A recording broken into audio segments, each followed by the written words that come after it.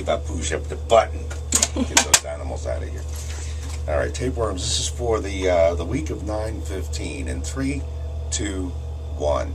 Tapeworms. We're going to be talking about tapeworms this week with Dr. Joel Saylor of Town and Country Veterinary Clinic, up the road a piece from Eagle Country 106.3. Good morning, Doc. Good morning. Yeah. So wonderful breakfast time talk. We always like to pull these subjects out right when you're eating your Wheaties and whatnot. So I want to talk a little bit about tapeworms today because tapeworms are one of the worms that kind of get misunderstood and we forget about. We don't really forget. Oh, I see. Yeah, different kind of tape. Oh, so, sorry. But you know, tapeworms basically are what we call a cestode. They are a multi-segmented worm. So a lot of times we'll get a phone call. My dog, I'm seeing these kind of rice-looking like worms that are coming out of small, and so the tapeworms are that they usually range anywhere from a grain of rice to maybe even a couple inches in length. They're kind of a flat worm if you stretch them out, lay them out. That's contrasted with the hookworm and the roundworm, which are more spaghetti-like, okay. And thread-like. And what's interesting about the tapeworm, what you see as a tapeworm, okay, is not actually an entire worm.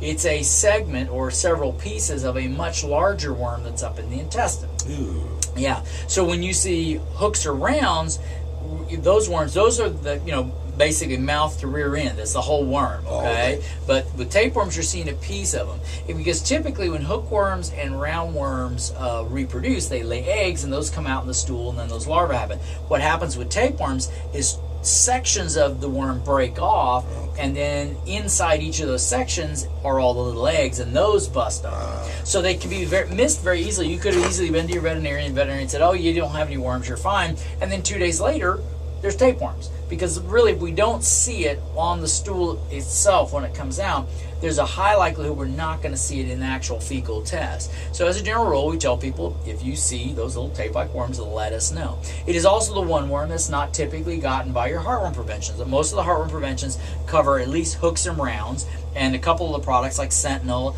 and Trifexis also get whipworms. And so really the only worm that you would be dealing with primarily is going to be the tapeworm. And in general, if you ever are seeing worms and you're not really certain, it's worthwhile getting a stool sample done and checked and looked at. But most of the time, these are the tapeworms. And they get the tapeworms a lot of times from eating the fleas. And even a well-managed dog with flea control, they may eat a dead flea off of them, and there may be tapeworm larvae in there. So next time you see a little grain of rice there, basically just remember that's a tapeworm, and call your vet and get some medication for it. And it is medical.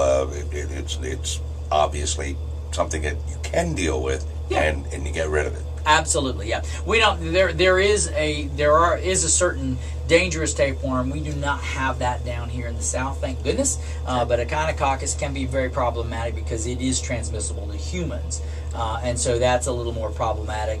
These are pretty much you give the medicine and you get them cleared up. And like I said, even cases of pets that we have that are coming in for their annual shots, they're on their monthly heart preventive. We will see this worm periodically. So. Okay, all right. We'll be back right after this.